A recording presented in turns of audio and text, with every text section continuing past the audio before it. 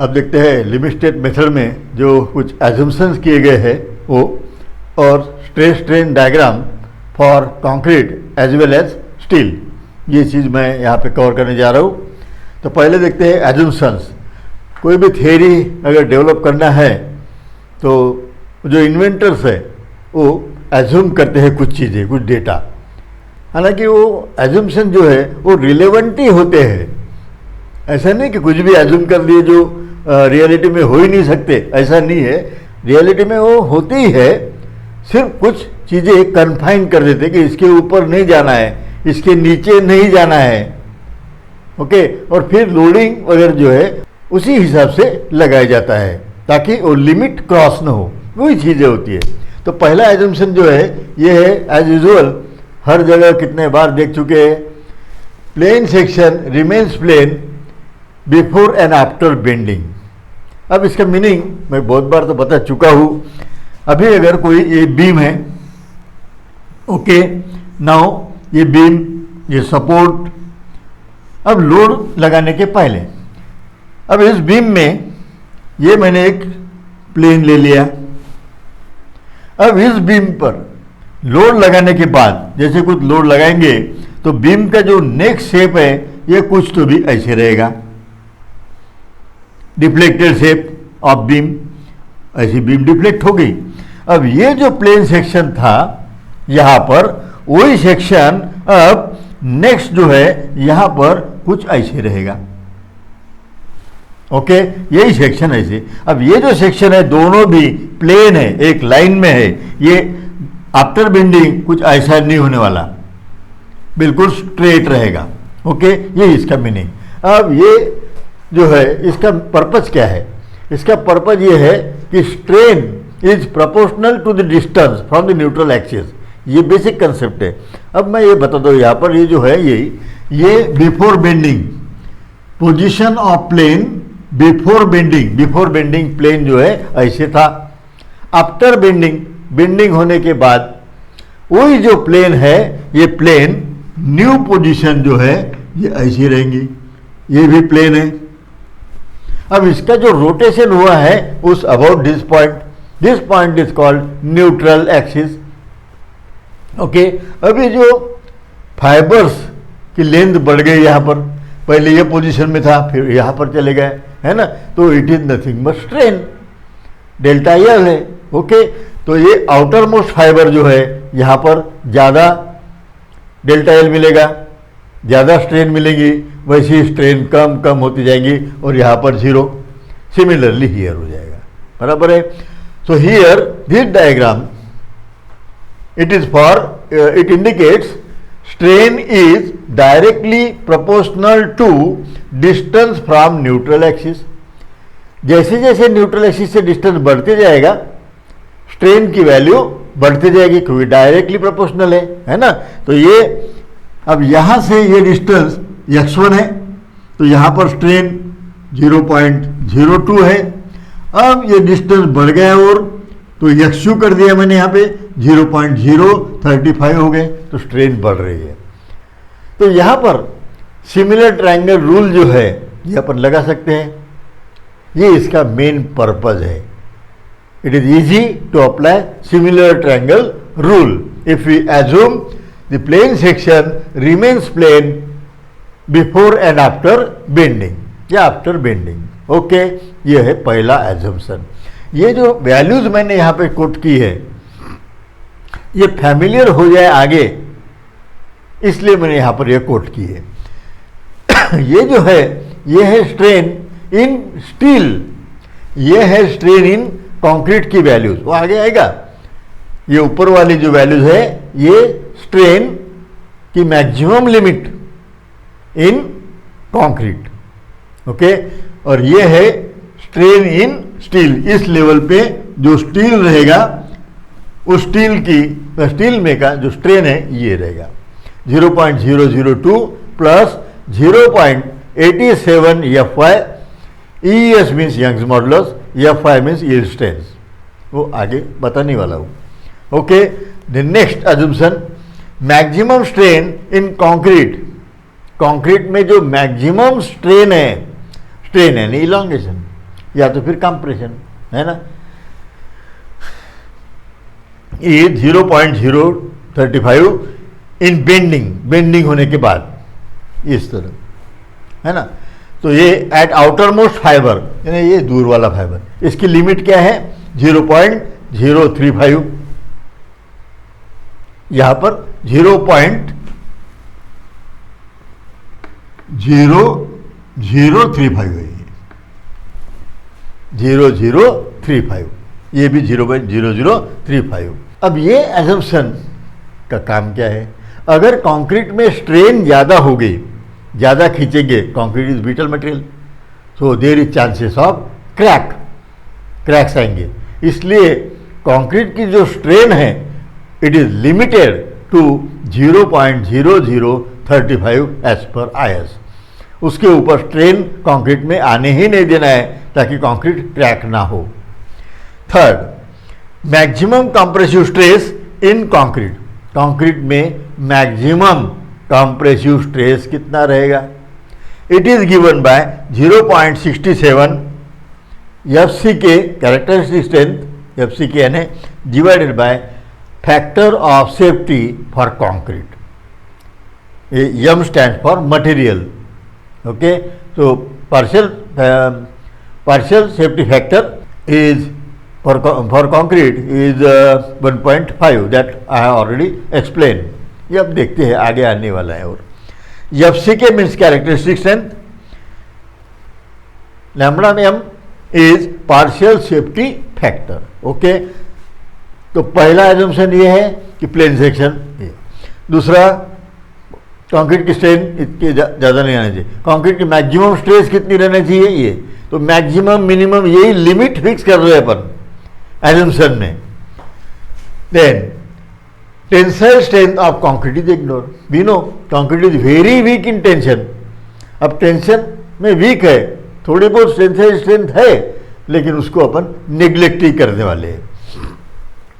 Perfect bond between steel and concrete up to failure होने तक जो बॉन्ड रहेगा कंक्रीट और स्टील के अंदर, ये दोनों के इंटरफेस पर, ये परफेक्ट रहेगा, किसी तरह ये बार जो है ये स्लिप नहीं होगा, परफेक्ट रहेगा, है ना। तो यही एज्यूम किया है अपन ने, अप टू फेल्योर होने तक नहीं रहेगा। फेल्योर होने के बाद फेल्योर बोले तो स्लिप होगा तभी फेल्योर होगा, okay. Partial safety factor for steel 1.15, ये मैंने बताया था आपको, कंक्रीट के लिए 1.5 और स्टील के लिए 1.15, ये एजम्पशन है।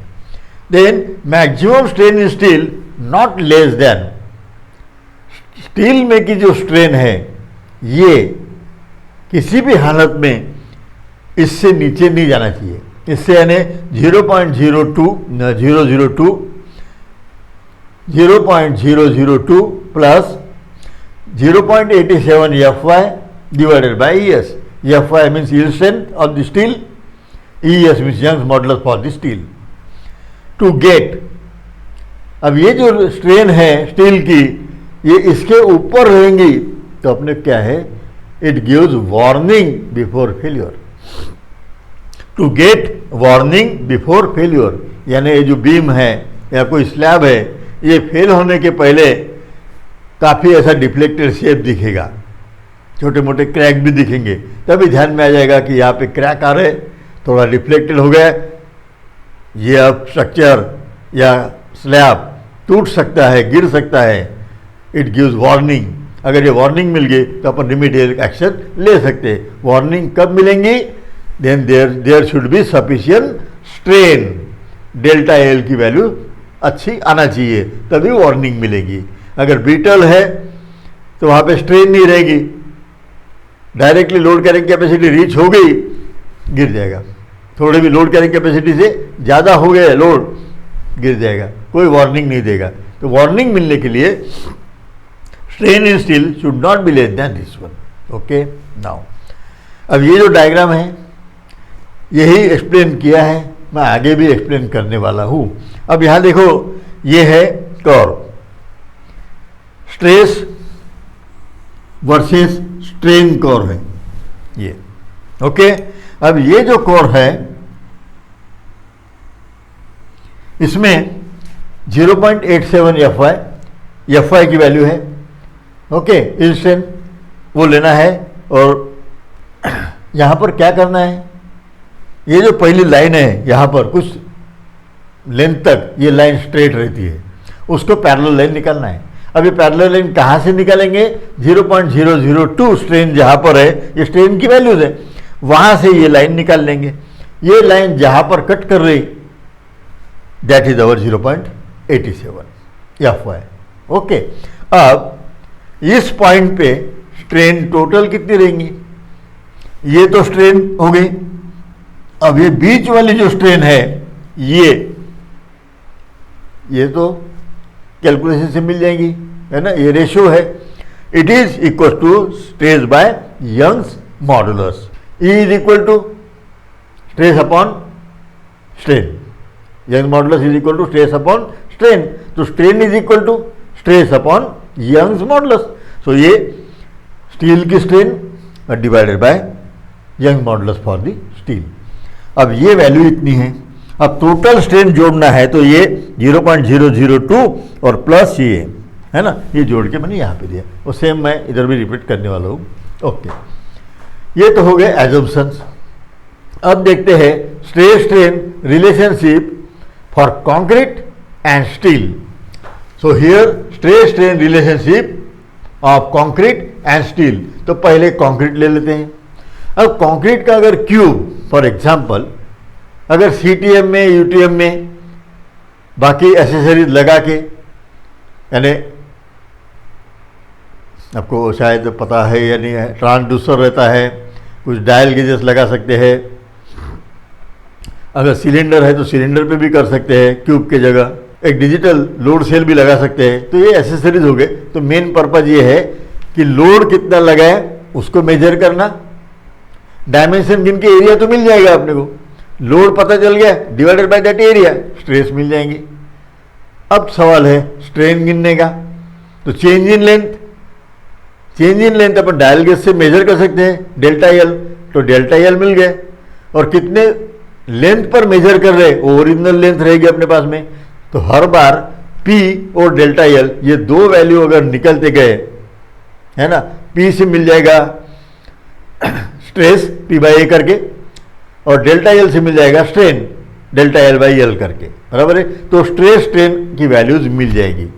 अब ये स्ट्रेस स्ट्रेन की वैल्यूज जो है ये कंक्रीट क्यूब पर या तो कंक्रीट के सिलेंडर पर टेस्ट करने के बाद अगर ग्राफ प्लॉट करते हैं स्ट्रेस वर्सेस स्ट्रेन, तो ये ग्राफ मिलता है ऐसे, ये वाला पहला, ये वाला ग्राफ मिल गया, कुछ लेंथ तक पैराबोलिक और बाद में हॉरिजॉन्टल, ये ग्राफ।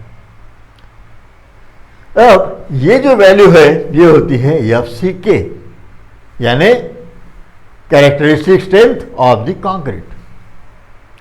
अब ये नीचे के ग्राफ क्या है, पहला जो है ये 0.67 एफ सी के, ये क्या है। अगर अपन ने एक क्यूब ये साइज का टेस्ट कर दिए, उसका सिग्मा निकाल लिए पी बाई ए, इसको फेल करने के लिए, तोड़ने के लिए कितना लोड लग रहा है, दैट इज पी। इसका क्रॉस सेक्शनल एरिया अपने को पता रहेगा, बराबर है, पी बाई ए, तो ये स्ट्रेस मिल गई। अब ये क्यूब मैंने थोड़ा बड़े साइज का ले लिया, इसका फिर से मैं सिग्मा 2 निकाल लूंगा पी बाई ए, इस पे कितना लोड लग रहा है टूटने के लिए, तो ये मिलेगा अपने को, यहां पर ये वैल्यू ज्यादा मिलेंगी। वैसे ही मैं अगर बड़े साइज का क्यूब ले लूं और यहां पे सिग्मा 3 निकाल लिया मैंने पी बाई ए, फिर से ये वैल्यू दोबारा इससे कम लेंगी। ओके, अब स्ट्रेस कंक्रीट सेम है, लेकिन सिर्फ मैंने चेंज क्या किया है, साइज, ये साइज छोटा है, ये बड़ा है, ये बड़ा है। ये जो साइज है ये मानते हैं अपन लेबोरेटरी का, ये लैब का साइज होता है 15 centimetre by 15 centimetre by 15 centimetre, या 150 mm by 150 mm by 150 mm, ये साइज का क्यूब लिया और यहाँ पे मैंने स्ट्रेंथ निकाल ली।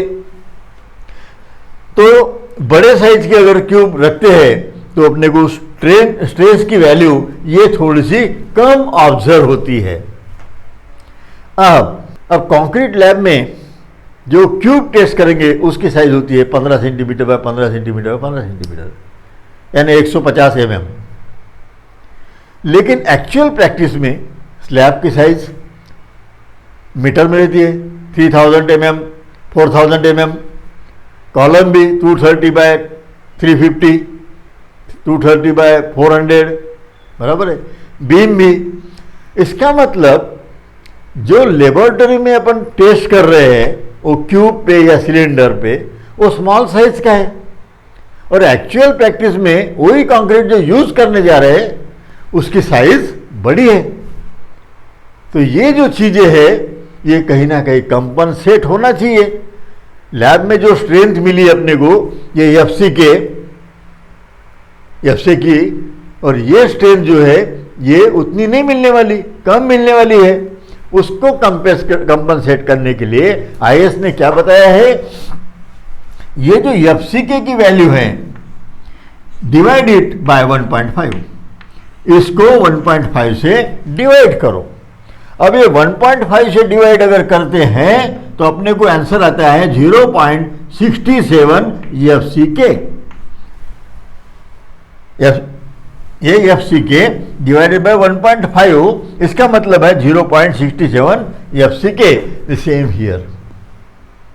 ओके, तो ये जो वैल्यू है एफसीके की वैल्यू अपन ने यहां पे रिड्यूस की है।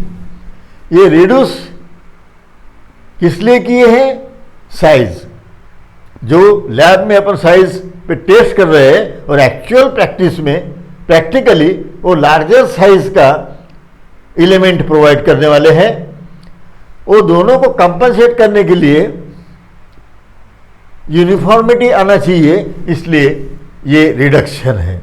ये कोई फैक्टर ऑफ सेफ्टी नहीं है। ये 1.5 is not a factor of safety, it is just to compensate small size which is tested in the laboratory compared to the size used in field.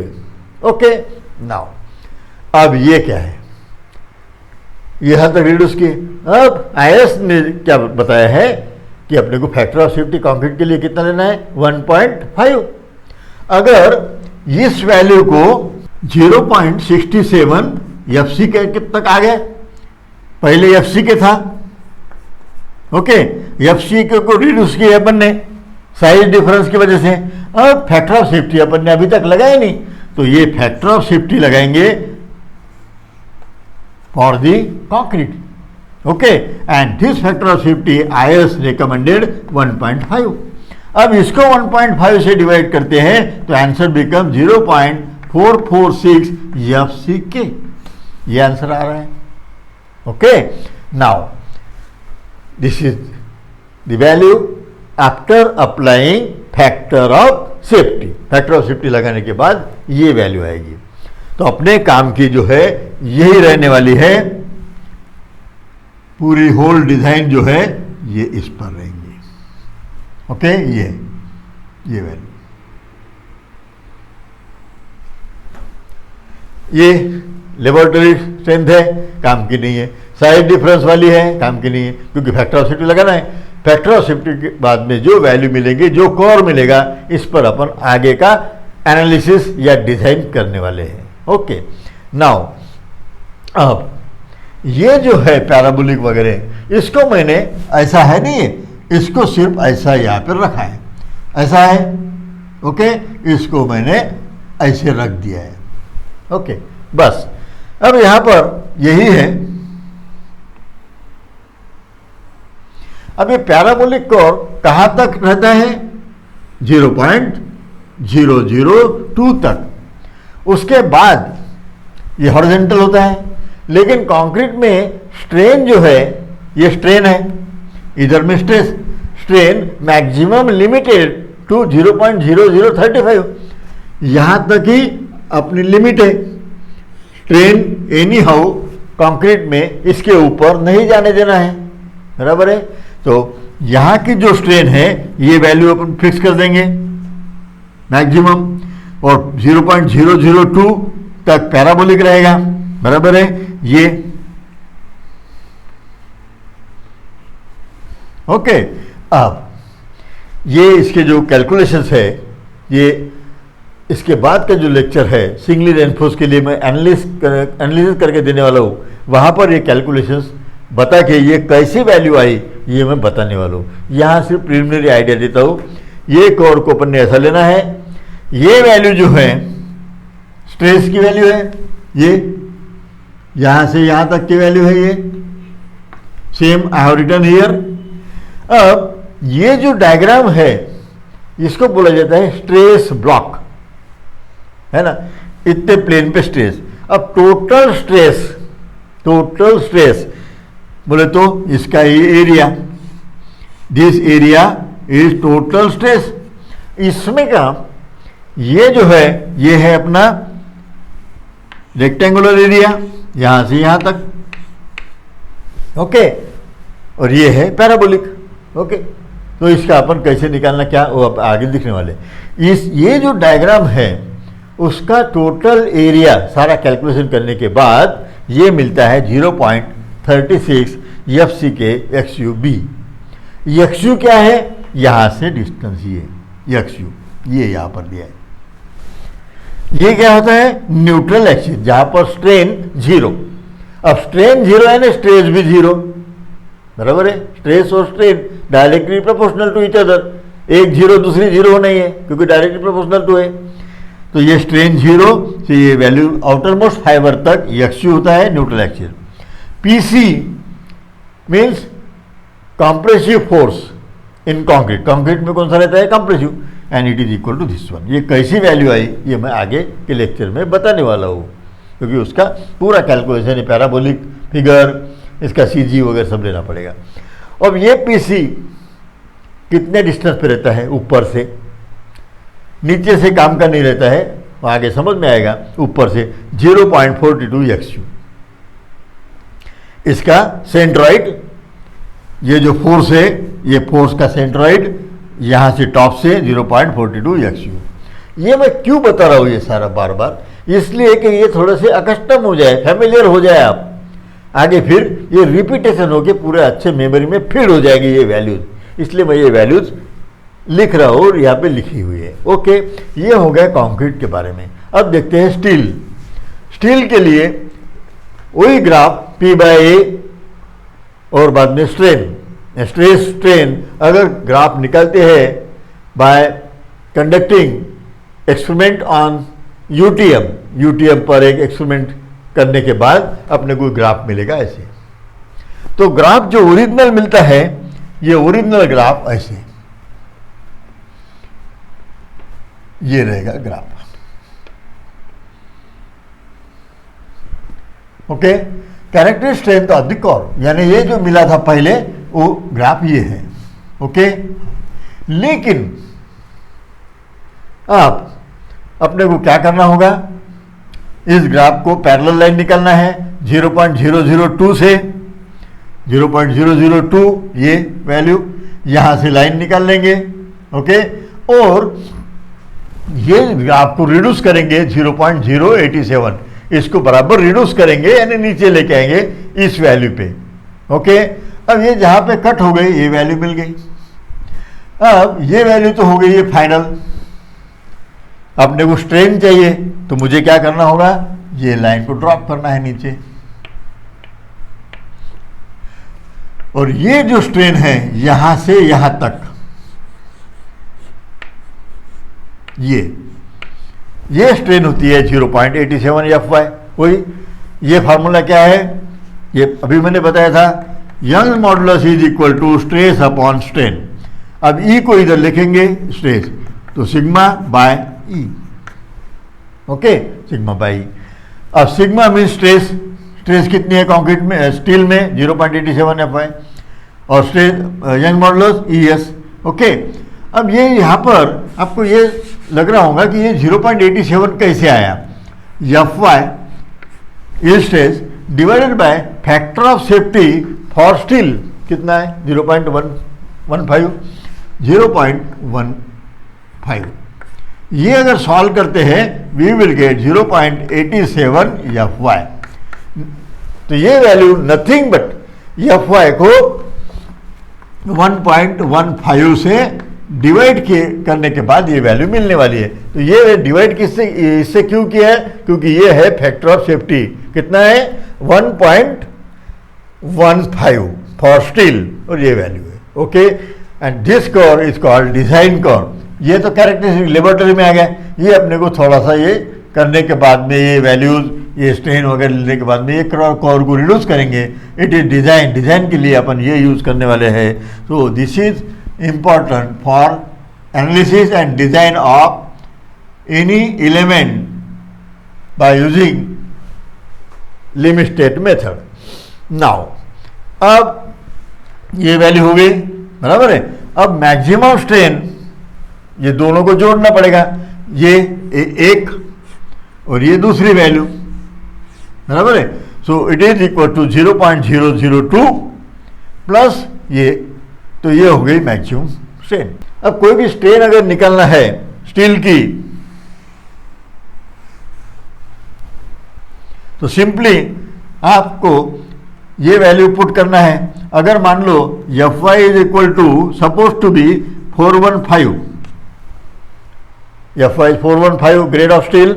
Okay, ये value अगर यहां पर put करते हैं 415, और ES की वैल्यू होती है 2 × 10⁵, तो ये आंसर बिकम 0.0038।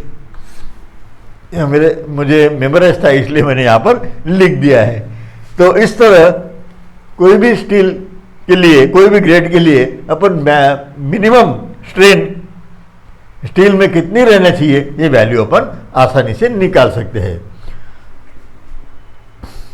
तो इस तरह मैंने यहाँ पर assumptions and stress strain curve for concrete and steel, इसकी थ्योरी बताई है। अब ये हो गए थ्योरेटिकल पार्ट कंप्लीट। इसके बाद जो singly reinforced, doubly reinforced, T beam, slab वगैरह वहाँ पे जाने के लिए एक कॉमन थ्योरी है जो सिंगली रेनफोर्स बीम की चैप्टर से इंट्रोड्यूस होती है वैसे देखा जाए तो, लेकिन वही थ्योरी अप्लीकेबल है हर जगह एक्सेप्ट कॉलम। जहाँ पर बेंडिंग है, कॉलम में एक्सियल लोड होता है, लेकिन बीम, स्लैब, इवन फुटिंग, वहाँ पर बेंडिंग होता है, बराबर है। तो बेंडिंग थ्योरी बोल सकते हो उसको। ये मैं अगले पीरियड में डिस्कस करूँगा। ओके।